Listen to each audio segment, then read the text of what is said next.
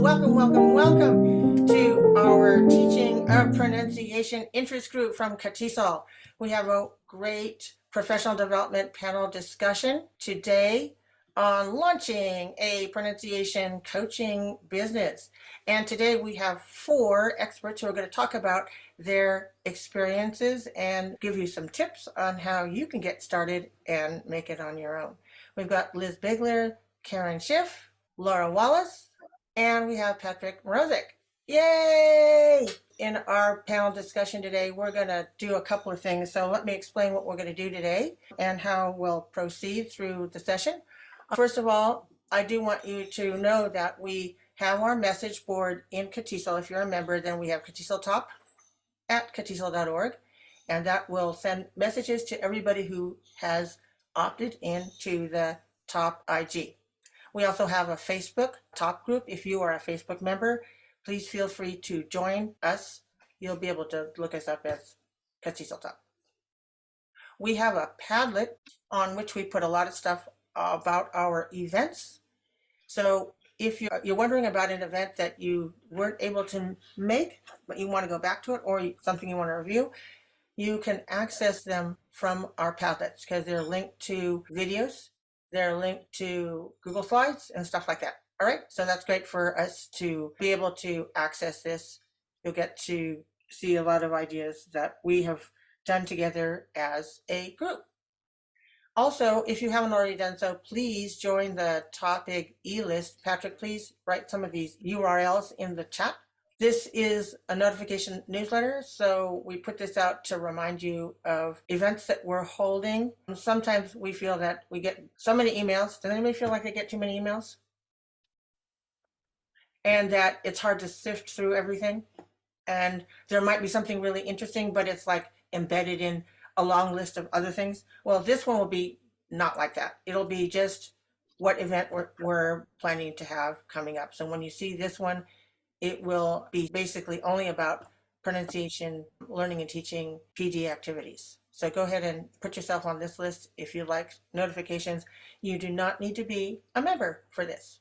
All right, so in our plan for today, we are going to ask you to ask questions via Padlet. We have already created a Padlet that's been seeded with 5 questions, and you may upvote them by putting a heart. So if you think that question is something you would really like the panelists to talk about, you can put heart there, and then we'll kind of know what priorities are. And you can add your own questions, and then people can heart each other's questions so we can get an idea what people in our group today are interested in hearing from our panelists. Now, our panelists are going to all answer a few questions commonly. All right, how about we ask the 4 panelists to introduce yourselves briefly. What did you do before you started your own business? And do you currently do anything else professionally?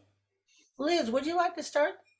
Sure, I'll start. Hey, everybody, I'm Liz Bigler, tuning in from Atlanta. I did my undergraduate work in theater, so I was a theater tech person, and just sort of on a whim, I thought I might like to teach, and on a whim, I interviewed for the JET program, which is where they send you to Japan to teach, even if you don't have any teaching experience, which I didn't.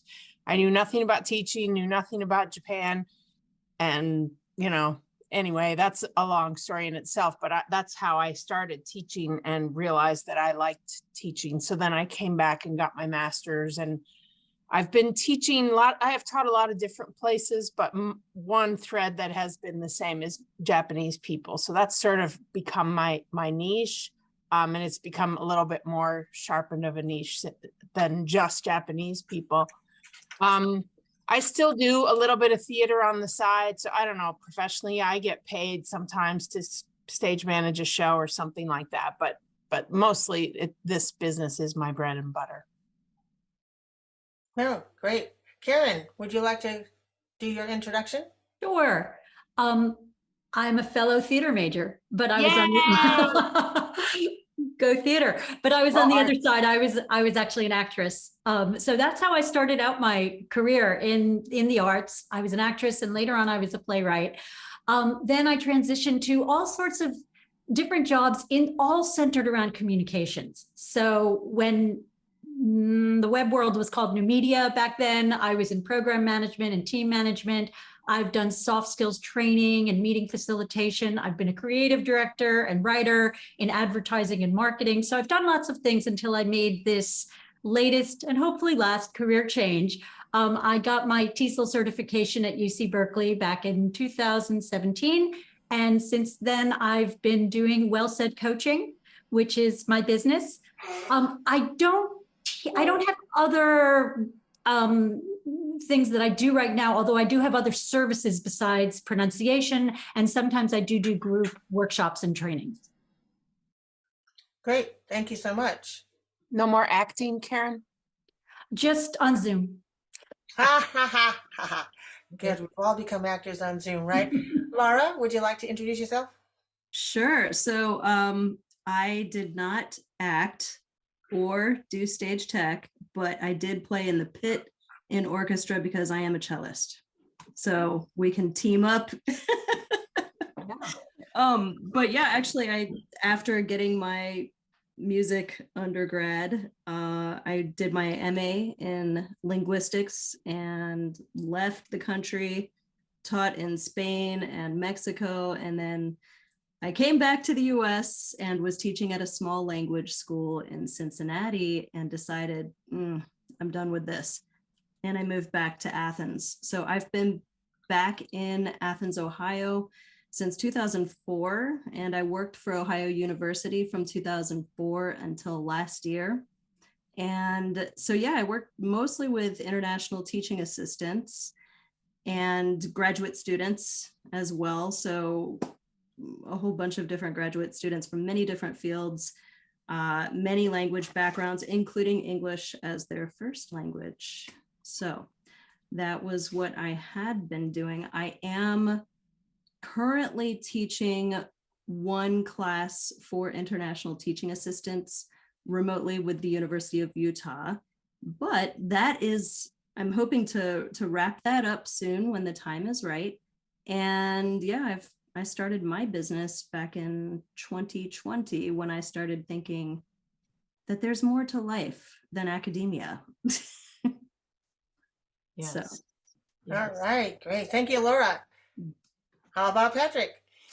Hi, everyone. I'm Patryk. I'm also Top-IG's co-coordinator. I'm originally from Poland, and I started teaching English as a foreign language there when I was in college. So it's been about 16 years now. Then I lived in Los Angeles, and now I'm in Portland, Oregon. And I've been coaching pronunciation one-on-one for about 7 years now. Although, unlike the other panelists, my business is part-time right now. I'm an adjunct instructor at Portland Community College and Clackamas Community College up here. And I also have a career in music journalism, but I don't get paid for it as much as I used to. So teaching definitely took over for me at some point. Great. Thank you so much. All of four of us, we have very interesting backgrounds and we can collaborate with us. Now I'd like to ask you, how did you get started with your business? Somebody want to go first, or shall I call on you? I'm calling on Liz. Oh, I'm first again. Okay.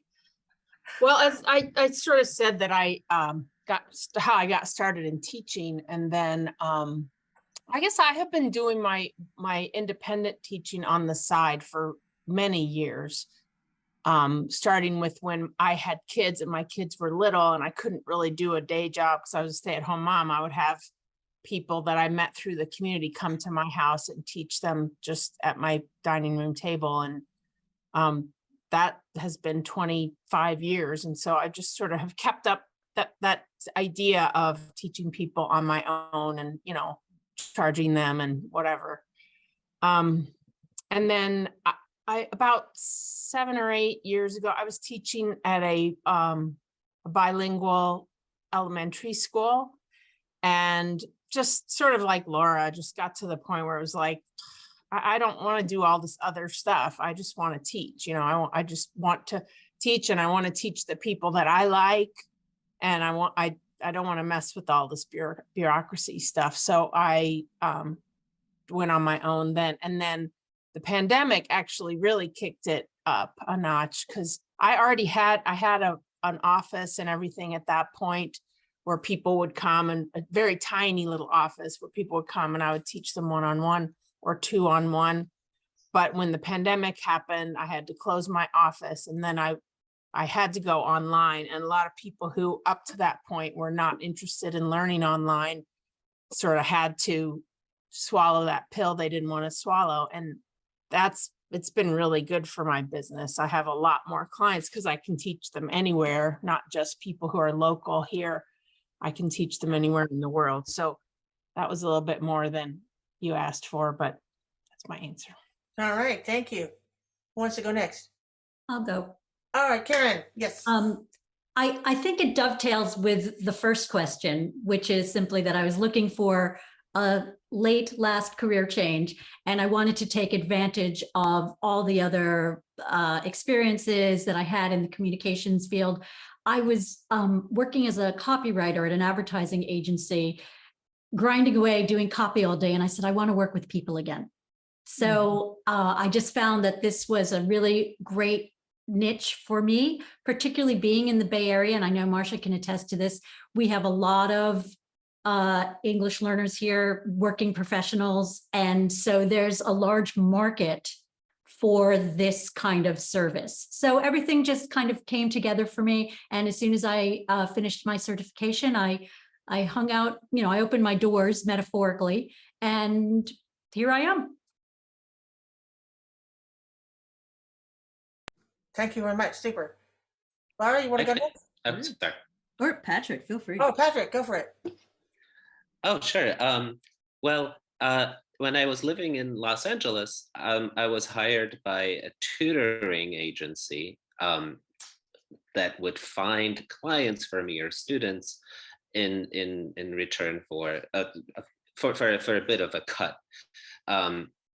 And I applied to teach for them just as an English as a second language tutor, but they thought that I had a lot of knowledge about pronunciation too, and that was something that I was interested in.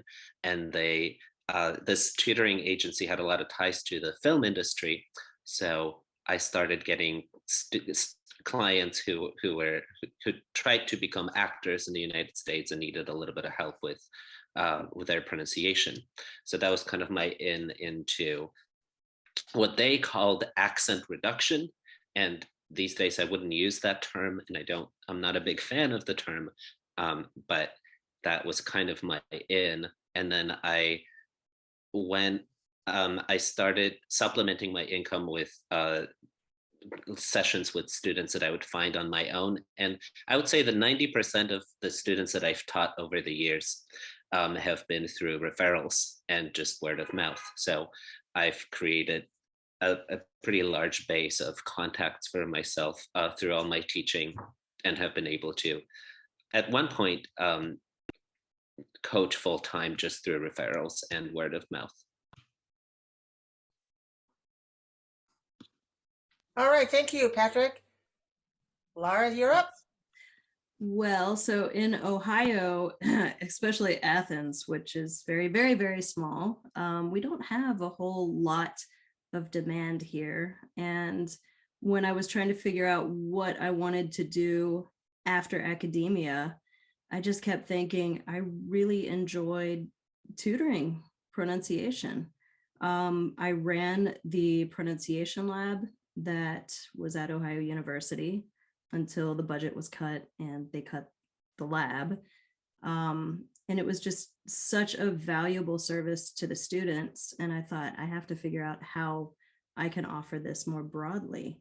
And so I got onto LinkedIn, because when you're looking to make a career shift, you get on LinkedIn, you revise your profile. And I was contacted by James Liu, and he said, hey, I help ESL teachers to start their own businesses and, you know, get clients and help you figure out all of that. And initially I was really, really skeptical because I hadn't been on LinkedIn for ages. I basically used it as kind of, this is where I keep my CV. But yeah, I started interacting with him. I talked with him and thought, yeah, this looks like a good thing, but I didn't really know what I wanted to do. So I didn't work with him immediately. Instead, he contacted me maybe a month or so later because he started this challenge called the 21-Day Teacher Entrepreneur Challenge. And it was really, really helpful. And it was like $99, you know, which, yeah, that is money. But when you're looking to change direction and you need some advice from people who know what they're doing, $99 for all of that was really excellent. So that's how I got my start. And actually he runs this challenge monthly. So if anybody's interested, just say something in the chat and I can share a link with you to it. But that's how I got started. So I started by working with a business coach. So we know that coaches can get us in the right direction. And that's how we hope that people will choose us as coaches to get them in the right direction. But sometimes we rely on other coaches to get us in, to get our business. Because, you know, if we're trained as classroom teachers, then it's a different thing than being a business person, which is what you need to do if you want to open your business as a pronunciation coach, right? Oh yeah. And for me, I feel like because I spent so long in academia, you know, I had no idea. So I feel like I'm doing an MBA right now, even though I'm not. It's just all practice. All right. Well, thank you for explaining that. And I'd like to know from all of the panelists, what are the advantages of having your own business, your own pronunciation coaching business, and why do you like it? Now, you've kind of touched on some of that already, but if there's anything you'd like to add, just pipe up. What are the advantages of having your own? Laura has her hand up. There's Laura. She's ready to go. Yeah. So one of the things that I like the most about it is I set my own schedule. I set my own boundaries. I can work with whomever I please, right? So my business it's called English for Sustainability. You can see the sign back there. Because when I was doing that deep career transition soul searching, I thought I need to do something that also works in line with moving the planet and its people in the right direction, because, you know, climate change is real. And we need all hands on deck in order to fight against it so we can all thrive. So I do work mostly with people who are in sustainability related industries, but guess what? I can take on clients from other places, other industries as well. Yeah. And that's just one of the most beautiful things. So if I have the time for it, I can do it. Cool. Right. I would like to say also, yeah, one of the other questions was about, how do you find your niche, or like, who do you work with and who do you not work with? And I think of it as, aiming all your marketing and everything that you do, you're trying to find this one archetype of student. They call it an avatar or your ideal client or whatever. For me, it's a Japanese person with a fairly high level of English, but their pronunciation gets in their way. They're misunderstood, or they're asked to repeat themselves a lot. But so that's the person that person is who I'm looking for all the time. But that doesn't mean that if somebody from a different language background or a different goal comes to me, I'm not going to accommodate them, but it's helpful to at least have a person in mind that you're trying to gear everything towards. But I agree with Laura also, just having my own schedule. I'm getting to the age where my parents are getting really old. And sometimes they need my help, or, you know, I have to do this or that, or I want to do this or that. It's really good to be able to, and with individual clients, which is mostly what I have, it's really easy to just say, hey, next week I can't meet you on Thursday. How about on Wednesday? If you have group classes that meet at a certain time every week, then it's a little bit harder to do that. But that's the best thing about having my own business, and also just being able to just work with people who want to be there. Like, I don't want to work with people who aren't really that interested. They're doing it for some other reason. You know, their boss told them they have to, or they're in that, you know, they're kids in a classroom. I want to work with people who want to work, you know. So, yeah. Great, thank you. I, Patryk, you want to add something? Oh, Karen, go ahead. Sorry. oh, no, just very quickly, adding on the flexibility, is there's unbelievable personal satisfaction when somebody emails you or texts you, or you see them in class and they say, I got the job, I got the promotion. No one's doing this anymore. I don't see those lines when I'm talking, right? No one's asking me to repeat myself, or it's reduced. You're never going to get to zero. So there's just such a great satisfaction, as we all know as teachers, when people have breakthroughs or have personal successes. You know, it's just one of those moments that's just delightful. Mm-hmm. Yeah, for sure. I 100% agree with everything that's been said just now. But for me personally, one of the biggest advantages is being able to 100% focus on the language skill that I'm the most interested in teaching. And I have an interest in research on pronunciation. I try to stay up to date, and being able to test out new methods and make new activities for students, and just 100% focus on that skill is really valuable for me. I would also like to say that compared to other types of teaching that I've done, it's relatively low prep, because I've developed materials, and I do listen to my students' recordings and videos that they share with me for homework. But at the same time, it's much easier than grading 50 papers every couple of weeks, and making sure that you're always introducing new activities and of grammar exercises and all of that. So I think it's a little bit lower prep than the community college teaching work that I do. Well, thanks very much for all of the responses to that question. Now let's talk about some challenges. I imagine that, as in any profession, you encounter some challenges. Would you like to share some challenges that you have faced? I'm happy to go first. All right, Karen. Yeah. So this is a niche business, and so there isn't a huge network. So, and speaking as someone who doesn't also work in another institution or organization or school, you know, it can be, and especially with COVID, we've all experienced this, very, you know, isolating. So you have to be pretty proactive about reaching out and staying networked, because again, it's a very niche business. There aren't tons and tons of people who do this.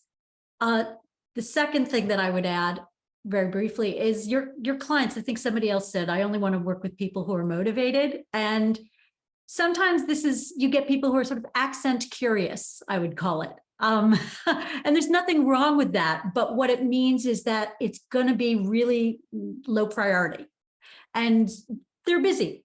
You know, they've got jobs, they've got families. And so then they don't have a peer influence of, you know, going to a class and doing group work and having to rely on each other. So there are sometimes challenges with motivation. Yeah, I would say, at least in my world. I would love to actually hear if the other panelists have that challenge. So it's just something you have to be mindful of. and keep working and keep striving for how to keep folks for whom this is not necessarily a priority, keep them motivated. Good points. Okay, good. Who else? There's Laura, ready. Yeah, I also faced that challenge. And once I changed up my messaging, I found that I was getting more people who are ready to work with me. But of course, what happens is when you do have that messaging that talks about, as they say, the pain points, right? Basically the struggles they're experiencing. Yeah, I got fewer sales calls, and the people that do choose to work with me, they stay on now. But yeah, that was really important. So I think when you're starting out, think about the kinds of problems that you're solving for them, that you're helping them to solve. So is it to be able to be understood during a job interview? Is it to be able to fit into their new work culture? Is it to be able to give presentations clearly to people from many different countries? Yeah, but there are many, many, many obstacles, and I certainly have way more than that. But I think the inconsistency really is probably the biggest one for me. Okay, Especially with speed. And I'll add the inconsistency of income. You know, it's hard to know what your income is going to be especially when you're first starting. But even now, like I have no idea what people are like. Well, what do you make per year? I'm like, I don't know. It depends. But that can be unsettling. You know, so a lot of people just don't have the resources or the mental. You know, like some people are just uncomfortable not knowing how much money they're going to be making, right? So I wouldn't quit my day job until you're ready for that. But also I was going to say, when you start, if you probably as a classroom teacher, you know this too, if you have a lot of different language backgrounds, it can be hard to deal with pronunciation because, you know, this item is relevant to these people from these language backgrounds, but it's not relevant to the other people in the class. And that's why I think picking a language background niche is a good idea, because it really helps you be able to streamline your teaching. So you're not working with sound like phonemes that aren't a problem for that group. And it really helps you be able to cover more. I don't know if the other panelists agree with me or not, but I have never understood how you could do a really effective pronunciation work with a group of people from a lot of different places. Patryk, do you have something to add? Well, there's a question in the chat for Lara, a follow-up question about the change in messaging. How did you change your messaging exactly, Lara? And I'm actually interested in your answer to that question too, if you don't mind. Yeah, so honestly, I don't remember. I think I was just shooting in the dark with my messaging for the first year and a half or so. I don't remember what it was like before, but the shift that I made was to really hone in on the experiences of the people who I had worked with, who had come to me saying, this is what I'm struggling with. This is the thing that's holding me back in my life. And this is why I want to work with you. And then talking about those kinds of reasons that are shared by many, many people, and then making a clear bridge to what people can do when they work with me, right? How that can change for them. So, for example, there is one of my clients who I worked with. She had been living in the US for 20 years, and she's from Korea. And just, she had this very strong, I'm not good enough feeling at work. And she just felt like she couldn't really speak. She felt very inhibited. She was very angry with herself. She felt like she needed to speak like a native speaker. And that was her her yardstick of measurement was how close to native do I sound? And once I sound native, everybody will accept me. But what happened was I worked with her over the period of 2 months. And not only did we approach a lot of different speaking techniques that helped her come out of her shell. I mean, to be honest, her pronunciation was excellent. So it was mostly different speaking techniques, ways of connecting with people. But we also focused a lot on her mindset. And by focusing on mindset, on getting rid of this idea of native speakers, the model I need to go for, right? Instead, coming to appreciate and accept her experiences here as somebody from Korea who has a whole bunch of amazing experiences to share. She was able to get through, and she was able to sleep better at night.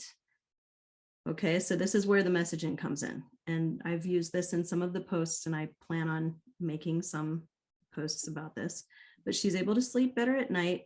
She doesn't, because she's not staying up reviewing the mistakes that she made all day in a phone call. She no longer reacts immediately when people talk to her and say things that kind of make her upset, right? Instead, she's learned to breathe and think and repeat part of what they said and then speak instead of just jump right in there. And she told me that she no longer hates herself. Oh, wow. It's some pretty deep stuff. Yeah. So if you can, and what I'm doing is that's my high ticket coaching program. It's one-on-one actually. And we do some really deep personal work, and that's what I love to do. But the point is that if you can work one-on-one with people and really find out, really get to know, what is it that's bothering them and how specifically you are helping them through it so that they can be more comfortable speaking. And then you write your messaging about that. That's what gets people interested. Yeah. So I hope I answered your question there about how the message changed. One thing I just wanted to add is that because I see what Lara posts, she frequently posts, and she posts really very thorough messages, and her messaging is extremely thoughtful, and it comes out regularly. So people who see her stuff may think, oh, that kind of looks interesting, but I'm not ready to commit to anything like working on my language skills. But next week or the next week or the next week, and it's like more and more, and the messaging is different. She puts out different messages, but they all tie into a lot of, everything ties into her niche. So her niche is sustainability, right, as she told us. So everything ties into that and related elements of communication. So that has become tighter as she has gained more experience and clients, right? I'm assuming. And so it's like you have to you're very thorough about every week putting out some sort of message on LinkedIn and on your pages. So that is something that I know Laura does. Patryk, do you want to add anything? This one's about challenge. Oh, sure. I do agree with everything that's been said before again. And I feel like this panel, you said 4 experts. For me, it's more like 3 experts and Patryk. But I would say that the more ethical I've made my practice, the fewer challenges I've had with it. So I make a point of informing my students of what realistic expectations are when it comes to pronunciation training and our current state of knowledge on the effectiveness of it, and how much your experience may vary depending on how much you practice and individual factors.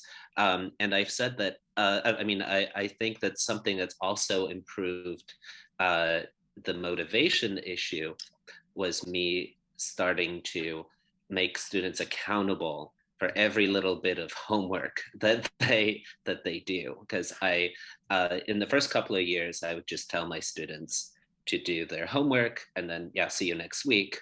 And then they weren't improving, weren't doing their homework and weren't really practicing outside of class.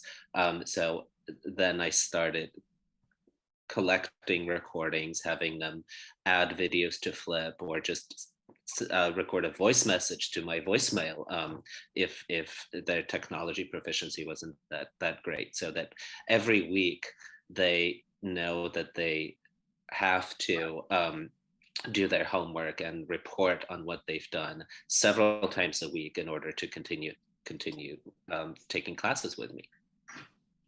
All right, great.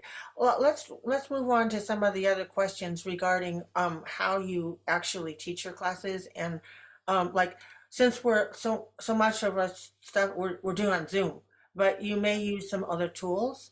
Are there any tools that are your go-tos that you use with your pronunciation clients? Any digital tools that you really like? Okay, all right, Patryk, go. Oh, Ron Thompson's English accent coach. Okay, yeah, I'll put that in. You talk, I'll put it in. Oh, sure. Yeah. So that is a tool that uses recordings from many different voices of sounds and words, and it can help. It gamifies the process of learning to recognize the differences between these phonemes. So at a certain stage of pronunciation instruction, it can help students spot the difference and be able to tell the difference between sounds that up to that point sounded completely identical to them. It's a really wonderful tool. It's a free tool, yes. Yeah, it's free, because Bentley asked if it has an annual fee, but it's completely free. It's a website. There's a couple of different modes of that you can use to play with students,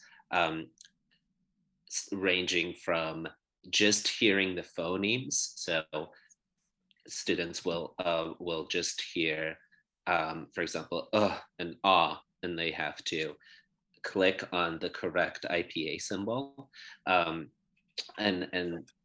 level 4 is my favorite, because it's actually short words that have meaning, and they're minimal pairs basically, and help and then what I do with my students is I ask them to practice with the tool until they can send me a screenshot that shows that they were at least 90% correct with their identification of two phonemes that they're working on, 2 or more phonemes. yeah, it's a great tool, and if we look at the research on what you listen to and can discriminate, and how that affects the perception affects your pronunciation, then that's really important. And I know from working with clients that have doubts about, but I came for pronunciation, I didn't come for listening. You know, they think that this is the wrong thing you're teaching them, or you're focusing on the wrong thing. You have to, for some people, you have to work it in and explain to them that research shows, and you know, it really makes a difference. If you can't hear the difference between bit and beat, then it's hard for you to try to formulate that in your mouth. So those are, yeah, it's a great program, and it's free. So that's great. Who has another tool? Yeah, Liz? I would like to say, speaking of free tools, everybody knows Google, but I have learned a lot about using Google Slides to have, presentation, like little mini presentations about certain things in pronunciation. And Google, of course, Google Docs, I use a lot of different ways. And I've just started using Google Classroom. Well, I've been using Google Classroom for a while, but I've just started using it as a learning management system, you can have a whole curriculum there and then activate it as people join into it. It has a lot of versatility, and it's free. So like I might upgrade to a paid learning management system at some point, but I don't know if everybody's familiar with the term of learning management system, but like a website where all your course materials and everything are. But it's great. It's really cool. I don't know if any of the rest of you guys use Google Classrooms, but it also has like sort of like a Facebook stream part to it where people can comment and talk about things. And then Canva is also a really good tool that has a free function. And Canva is a design, like a visual design thing that you can make announcements or make posters or make Facebook, posts or whatever. And it's very, very user friendly. Like it's incredible. You can just go to it, pick out a format that you like, plug your information in, and it looks really good. It's like, wow, I can't believe I just did that. And then the other tool that I use is called Bamboozle. Has anyone ever heard of Bamboozle? If you look for it, it has 2 A's. That's where, if you look for Bamboozle spelled the regular way, you won't be able to find it. But you can create quizzes. It's like a quiz thing. And what I do is, when you're working on just sounds, how to pronounce words with this particular sound, the students get focused on just the sound and not really the meaning of the word. And once they start thinking of the meaning of the word, then they kind of forget to, remember how they're supposed to pronounce it. So as a bridge to that, I use Bamboozle and other tools just to make kind of games where they have to say the word without really thinking about how to say it, just to practice it. Thank you for sharing that. I'm going to put just the link to a game that I created in Bamboozle. Okay, then we get to see what you did with it. Sure, that's great. Is there anybody else who wants to share something about tools to use?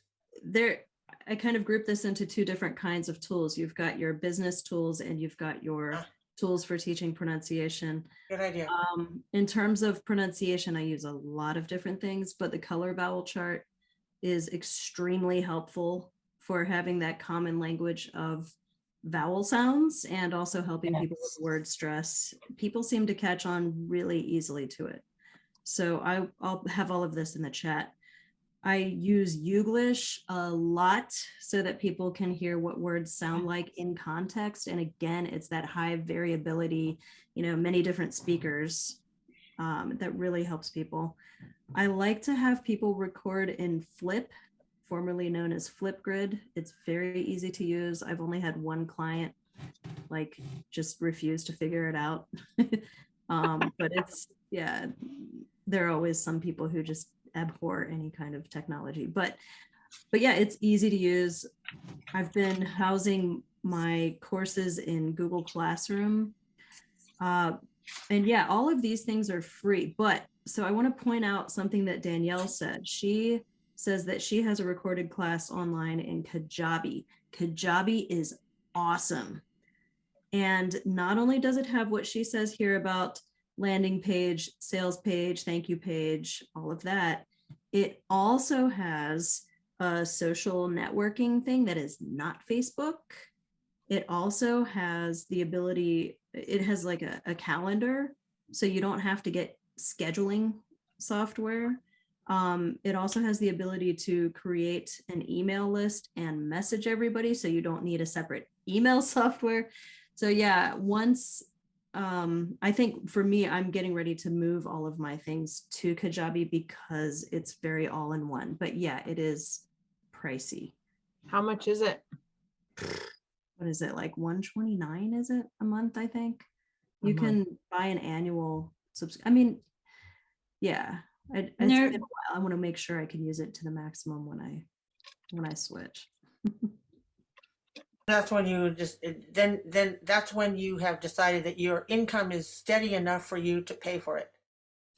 And still, yeah, or I think it's really going to be just bite the bullet and do it.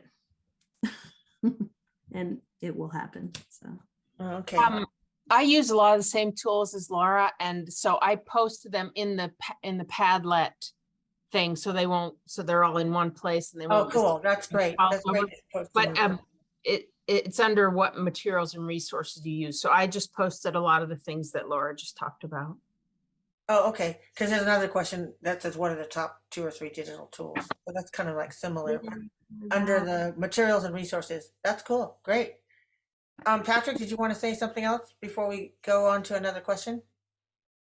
I do like this app called Elsa Speak. Huh. And I feel like when I'm recommending it to my students, I'm kind of shooting myself in the foot because it's really good and it's getting better. So that's something I encourage them to do separately from our classes, just for extra support. But that's a complete paid pronunciation program that uses a really advanced speech recognition algorithm. So it's really effective. I think that's the best app for pronunciation practice that a student can just do on their download and work with that on their own. Yeah, so I feel like it's going to make our jobs obsolete at some point, but I can't help but tell my students use this. This is great. I'll just add 2 quick ones because I use everything that everybody's just said. First of all, Kajabi has a competitor called Thinkific, pros and cons to each, but it does have a free package. So you can try the free service first. It's called Thinkific. Google has an amazing pronunciation tool. If you just go to Google and type in, I don't know, any word, diversification, pronunciation, it'll give you a little diagram of how to pronounce it along with the stress. And you can hear it in an American accent, a British accent. You can slow it down. It's free. So that's super easy. And the last thing I just want to mention is I try to solicit a lot of language without the word because, you know, spelling and pronunciation can make you crazy. So I pull a lot of stock photos from Unsplash.com and Pixabay.com. I'm sure, you know, you have others too, free clip art sites, so that I can, you know, show the picture and get the word instead of using pronunciation. I'm sorry, instead of spelling. Yeah.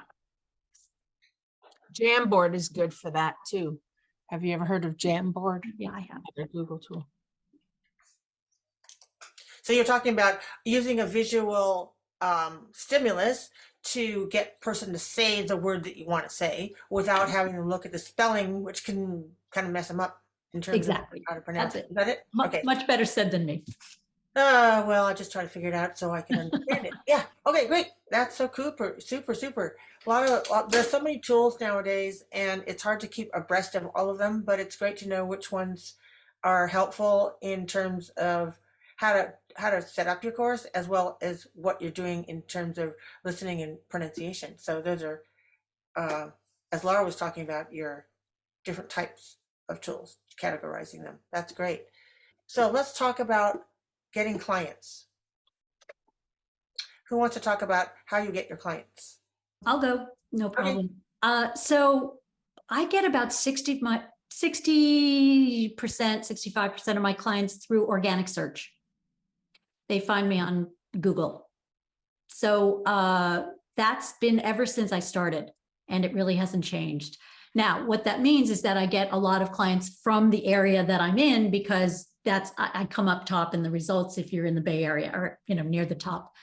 So I get a lot through Google search. The rest are word of mouth, and a very small percentage I get through LinkedIn and Yelp. So I don't do, I'm the world's laziest marketer. I don't do a lot of messaging and posting and social media. I've just been fortunate that I've been able to get my clients through those channels. Do you pay for advertising? No, I get all the results on Google or organic. From your website? Yes, from my website. Okay, thank you. So again, everybody has a different background. Because I was in advertising and marketing, I sort of came to it with pre-knowledge of how to keyword things. That's a whole nother question that we might kind of go into, but yeah, let's find out from the both of you how you get your content. I was just gonna say, look up organic marketing. But yeah, I've got to go to a session. Good luck, everybody. Thank you for having me. Hi, Lara. Thank you so much. Hi, Lara. Thank you so much. Liz, Patryk, did you want to say something about that? I started using Facebook marketing. I got a business coach who recommended that, and he recommended that I run an ad once in a while and have it be in Japanese because I'm searching for Japanese people, and offer a free lesson. And I was like, I don't want to do that. It's just going to be a bunch of tire kickers. And I don't really, I don't want to do that for free because then it'll make people think that I'm not, worth a lot. And he was like, no, you trust me, it'll work. So I did do Facebook marketing, which is where, like, if people search for you on Google, they're looking for you.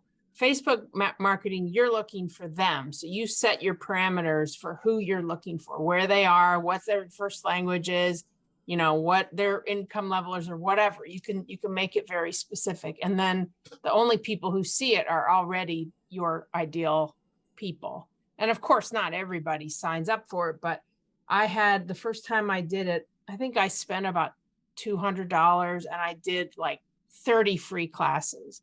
And of those, I think 10 people signed up for my main program, which is really good numbers. And the people who didn't, I learned a lot from them anyway, like just to get talking to people and find out what they're looking for, what they are needing, what they can afford, who's paying for it, and all that kind of stuff. It was really good. So every once in a while, I'll do that again. I've done like 3 campaigns so far, and they just last for like a week or 10 days. So that's something you might want to look into. It was hard. I couldn't have figured it out by myself, but if you're, if you find the right tutorial, you probably, I probably could have, but I Is that wouldn't. something that you did with voice to voice with somebody helping you? Yeah. He actually did it for me. Like I paid him to do it for me, but I don't think it's beyond people, people who are not as bad as I am at, computer stuff. But what you're talking about is narrowing down all the qualifications for the targeting the audience. Right. In that marketing way. Mm-hmm. The idea about websites, people are interested in that too, is like, did you set up your own website? And how did you do it? And did you have any prior background? Do you have any tips, things to do or not to do? Is that a question to Yeah, them? that's a question to you. Okay. Yeah, sorry. Again, because I had a background in it, I just set it up myself. I used a tool called Weebly.com. There's so many. There's Wix.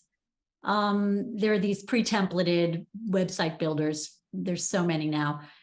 And again, if you use a Thinkific or a Kajabi, that's included. So I just did it on my own.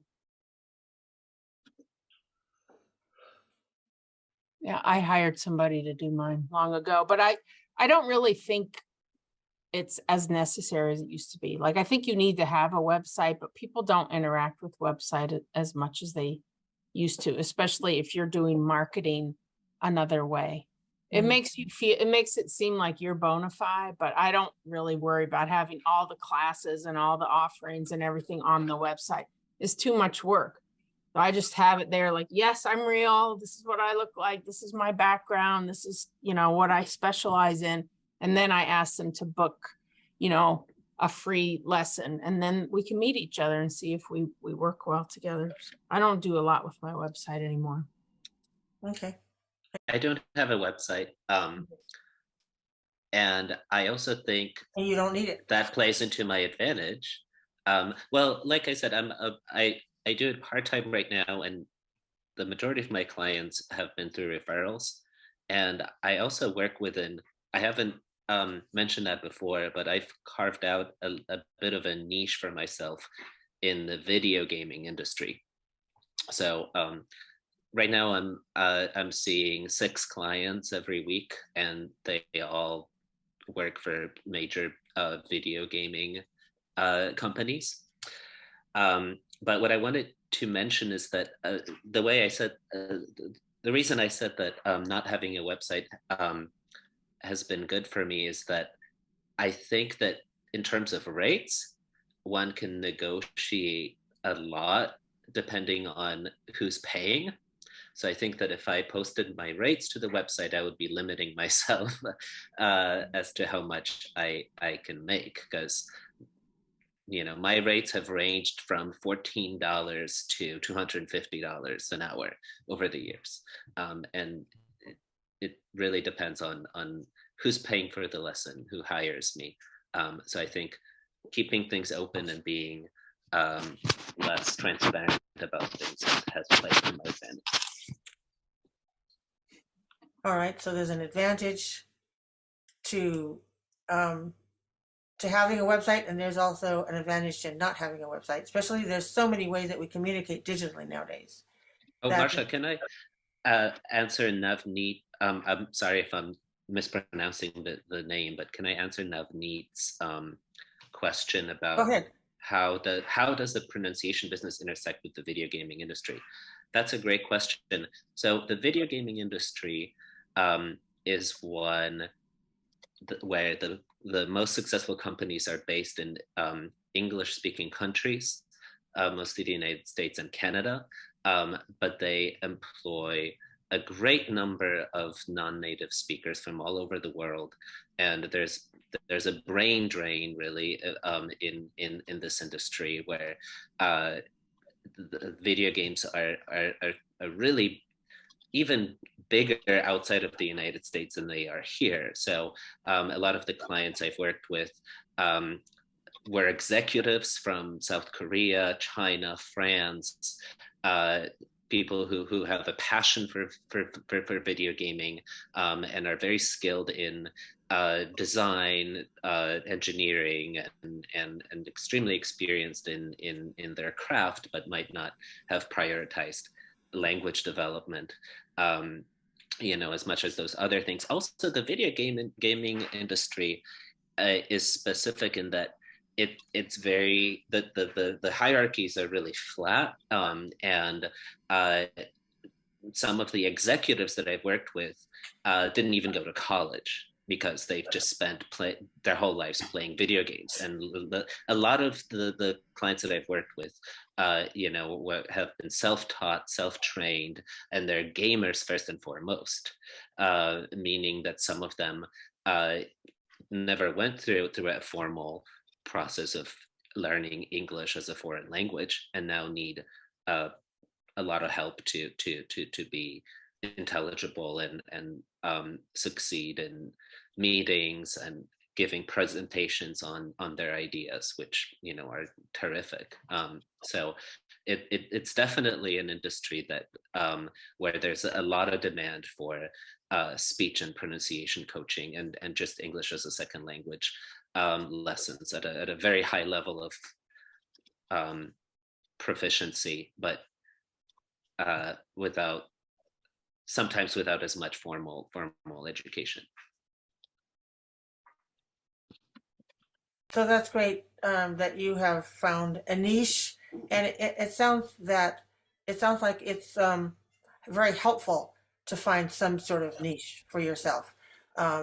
And if you are interested in one area of life like video gaming, then you can have fun at the same time, because you talk about things that are things that you know about, and also help them with their English language skills. And like Lara, who has started her English for sustainability, that's her niche. And Liz, you talked about your niches working with Japanese speakers. So one of the questions is it helpful to know a non-English language when you are working as a pronunciation coach? Of course. Yeah. That's easy. Yeah, I thought so too. But you want I mean, I don't think it's necessarily a requirement. You can definitely do it without knowing your student's language, but that certainly, makes it a lot easier. Yeah. Do you speak Japanese?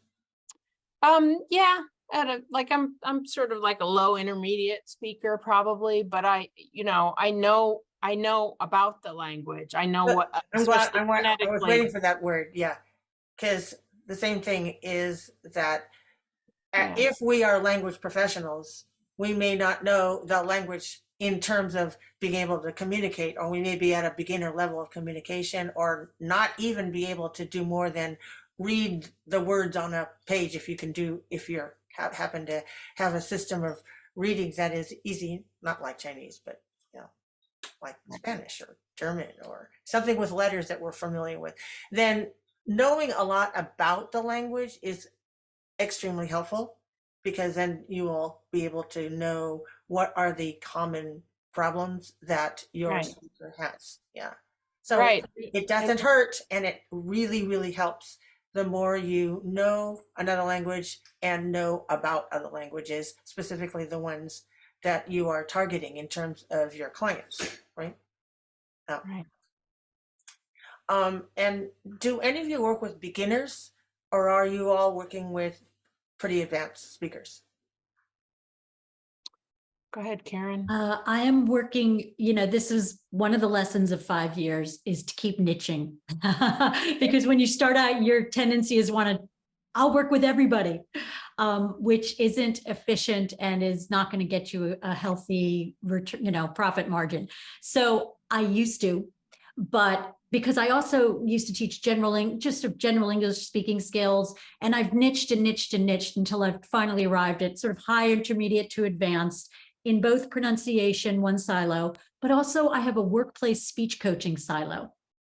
And frankly, a lot of my people who come to me for pronunciation work, I move over to really just general communication skills, because that's really where they belong. It's not about their accent, it's about their storytelling style, their inability to structure. So I know that's a little off topic from your question, but yeah, I've continued to niche as I've gone along, and that's been really helpful. Beginners is just a whole different world.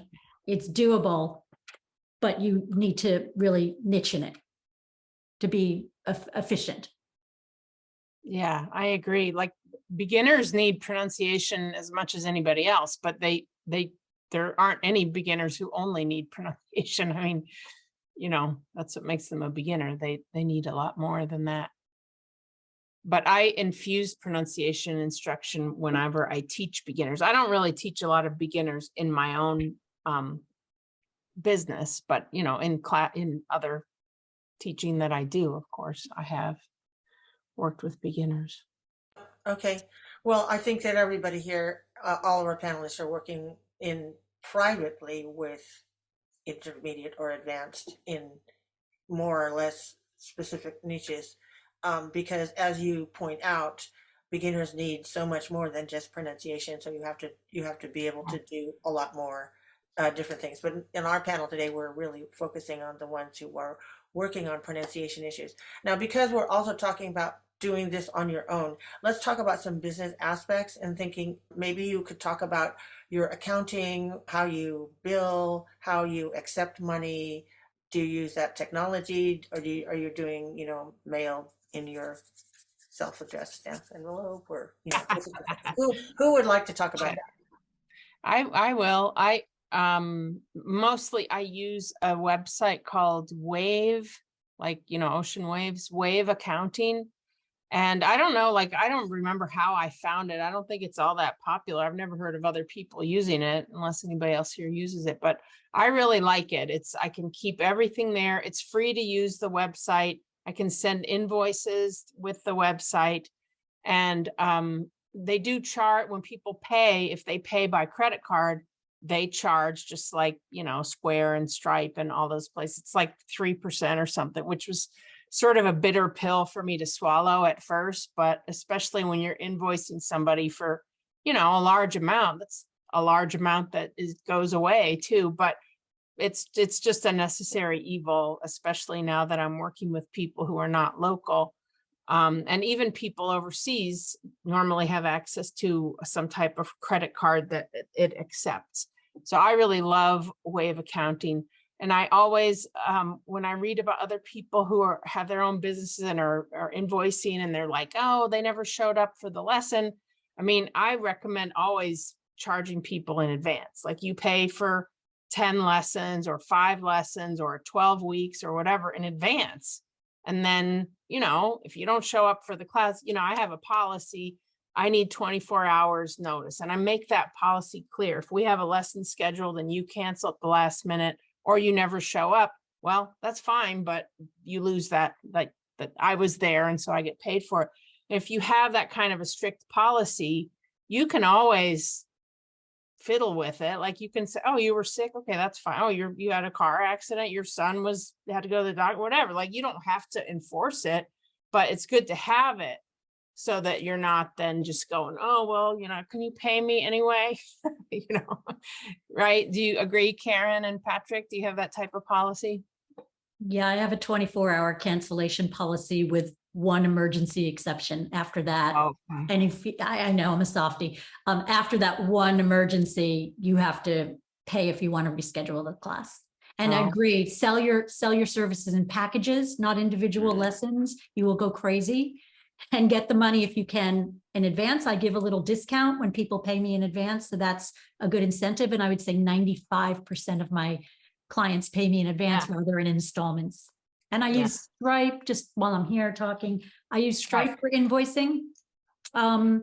Why that versus PayPal? Stripe allows you to collect through WeChat, which makes it easier to work with students in China if you go there. My expenses are so minimal. Again, I'm a lazy marketer. I'm a lazy accountant. So I just, at the end of the year, stick my recurring costs, which are like Zoom and my internet, into a spreadsheet. My husband's an accountant, and off it goes. I know. So lucky me. So it's a simple business. That's one of the pros of it. It's pretty simple in terms of expenses and income. Yeah, I second and third having a 24-hour cancellation policy and selling your lessons in packages. And I do give quite a huge discount when students do that. Or actually, I just start really high with just an individual lesson. And then if the students get a package of 10, then that's like a little, I do a discount on that. And then go for a package of 20, it's almost half the price per hour of an individual lesson, and that usually that encourages the student to pay ahead of time. I'm a lazy accountant. I don't really deduct anything. I have like no expenses, and I share. I know I've been audited once for not deducting things. And that was in Poland. But I don't know. Someone has to teach me how to do it and what the benefits are. But I do. I don't have a designated office area, and I use my computer for all other things. So I just do accounting in 1040.com, which is like TurboTax, and try to save money for one tax payment at the end of the year. Although I think technically it's better to do quarterly payments, but I haven't figured that out yet. I'm very bad with money, as you can tell. And I do my invoices in Microsoft Excel. And I get paid mostly through PayPal, wire transfers, and Venmo. Wire transfers also, their bank will take a certain amount of money as a fee. Venmo also, if you're doing it as a business, will take a certain percentage. Do you know what the percentage is, Patryk? Or to be honest with you, I don't. I know that, yeah, same with PayPal. I think it's just PayPal, charges 1%, 3%, something. Well, PayPal charges more. I mean, it's more ubiquitous and it's easier to set up, but it does take out a bigger chunk than Venmo, I think. I also recommend getting a bank account and a credit card for your business so that everything that you spend money on, it's easy to remember, like which expenses were for the business and which ones were not. Yeah, that's an easy way to do it if you can put everything in that on that one credit card. We should know that, and one thing that Patryk said about quarterly estimates, that if you pay your quarterly estimated taxes per year, then you don't have a big lump at the end. And once you get started, maybe when you're getting started, you don't seem to have much money coming in, and so you don't think about those things. But that's something you should learn about, because if this becomes your business, then this is your income, and all the money that comes into you, you don't get to keep it all, honey. No, You got to give a bunch to the feds. You got to give a bunch to your state if you live in California. Depends on what state you live in, of course, whether there's a state income tax. But of course, in California, we have both of those taking a segment of our money. So that's something to remember. And to if you're in California, there are frequent like monthly meetings that you can go to, new business owners can go to understand the tax system and understand what you're supposed to know in order to get started in a business. So those are some things, and probably I would imagine that in each state there are the same sorts of things where you could get training on how to do that, because they want small businesses to flourish, and they'll teach you how to do all of those things. Yeah, but you should have to remember that you don't get to keep it all. I'm guessing that all of you are working as single teachers in your own business, and that you have not hired anybody. But if I'm wrong, you could speak up and say something about that. I have used other teachers. In fact, one of my teachers is here today. Hi, Susan. Before the pandemic, when I had my own office, I needed extra people, and I had a couple of extra people. Not that they were like full-time or even really like part-time, but there were kind of rushed times, because everybody was local, everybody was in the same time zone, and the business people couldn't come at 12 o'clock or 1 o'clock or 2 o'clock. They all wanted to come at 6 or 7 o'clock, and there was only one of me. So I had a few other people, 2 at any given time, doing that. And then when we went online, I was doing it all myself. And then I have tried with various success using other people. And it's hard when you're selling your classes because of your experience and profession and, knowledge about, especially about pronunciation.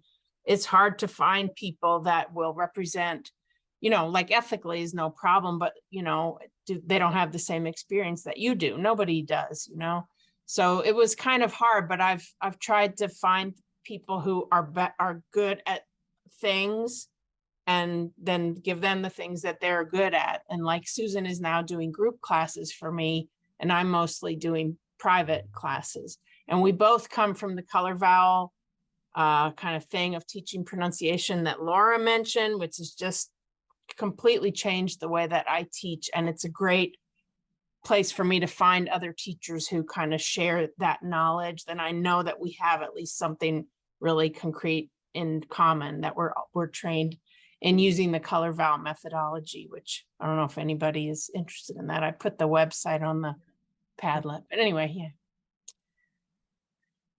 I would say I haven't hired anybody, but one way to get around niching and feeling bad saying no to people is to have a great referral list, so that you have sort of a whole group of other teachers that have adjacent specialties. I'm trying to point to Patryk this way. Patryk is someone that I refer people to when I know they're not quite a good fit for me. So even if you're not hiring anybody and you're still working solo, just have a good referral list for things that are out of your wheelhouse.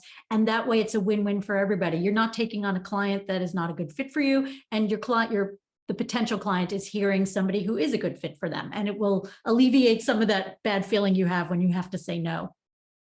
Right. That's a good idea. That's great. Yeah. And so that's why it's important to do the networking and become familiar with the niches and the specialties of colleagues. And because we're together. I mean, I think of this as a family of people who are really interested in pronunciation, learning, and teaching, and that we don't all have the same time frames available, or specialties, and that we can make some referrals. So I agree with that. I did get referrals from other people. I'm not doing a whole lot now, but I agree with what all of you said about having people pay up front and having a scale. I mean, I have a scale, you know, you can come for me for an hour, but if you come for a package of N, you will get a huge discount. And if you come with a package of farther out, then you get an even bigger discount. And then that helps with making sure that your income is there, and you know that they'll show up, because that's one of the things that kind of ties in with something we had before, where sometimes people are just kind of iffy about the way their level of commitment, right, to coming to class, and their level of commitment to doing the work and so forth. So that when they pay the money, that helps to make them more committed, right? Oh, yeah. And about the accounting, marry an accountant if you're not already one is one of the. That was a good career move, Karen. Yeah, Absolutely. Mhm. I'm a very practical person. All right, that is a good one. And if you can't do that because your existing spouse would get mad, then I guess you have to either learn about that, or hire a bookkeeper, or hire somebody who, or just take some lessons. You know, maybe get coaching from somebody who knows how to do that, how to set up the business, and maybe you can get rolling on that. Liz? Yeah, I agree. I was going to say that too. Somebody in the chat was saying, you know, they're really good at teaching, but they aren't really good at business, like entrepreneurial and business things. And I just advise trying to find other groups, either online, like through Facebook, or in person, of other small business owners who are having to navigate the same kinds of things. And then if you can, hiring people, it's not necessarily super expensive to hire like a webmaster or a business manager. You know, some of them are very expensive, but if you ask around, and also you can learn things just by talking, you know, just by interviewing people. This person's a business manager, we'll talk to them. You might get some ideas about, you know, just it takes a while to kind of craft it in your mind, but the more you talk to people and the more you work with groups, like mastermind groups and things like that, or other fellow teachers like this kind of network, it's great. You can kind of hone those things the more you work with other people that are doing them too. Mm-hmm. Mm-hmm. That's great. Are there any things that you've learned about that you would like to say we should avoid? Things to avoid when you're setting up your pronunciation coaching business. I gave discounts to people when I first started, and I don't at all say you should avoid giving discounts. If you have a group class and you want to get as many people in there as possible, and you only got 3 people who wanted to pay your price, yeah, on down low, you know, like you can let people in for free or whatever, just to kind of plump up the class and make it seem more, you know, get people used to that type of number.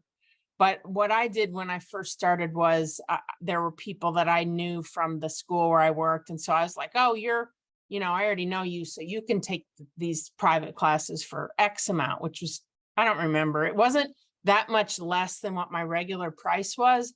But then they stayed with me for years, and I kept bumping up the price for everybody else. And it was really uncomfortable to bump up the price. I guess that's one thing. You have to kind of get over that. But I always sort of grandfather in my prices with people. So have you've been increasing your prices over the years? Yeah, but I don't increase them on individuals. Like I usually sort of grandfather their, and because they're the people that I teach, they almost always go back to Japan after a couple of years anyway. So I'm always kind of like have a revolving door of students. But anyway, what I would advise, rather than saying you can have this discount forever, implying forever, instead of that, say, you know, for the next month, or for the next 3 months, or for the next, you know, class, I could give you this big discount. I can give you a 50% discount or 100% discount.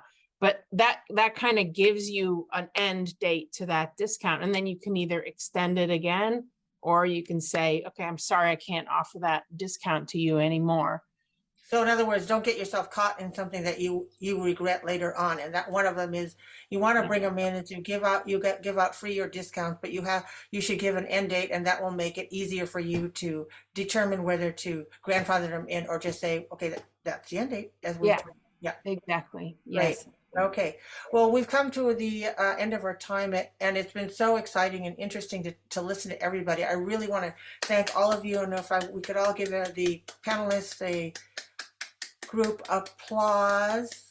I would I just really would like to thank very much Liz, Karen, Lara, and Patryk for sharing their experiences with us, and hope that all of you who are here learned something that either interested you or interested you and propelled you, motivated you, so that you too will be able to either start your own pronunciation coaching business or continue and refine the one you've already started. Thank you so much.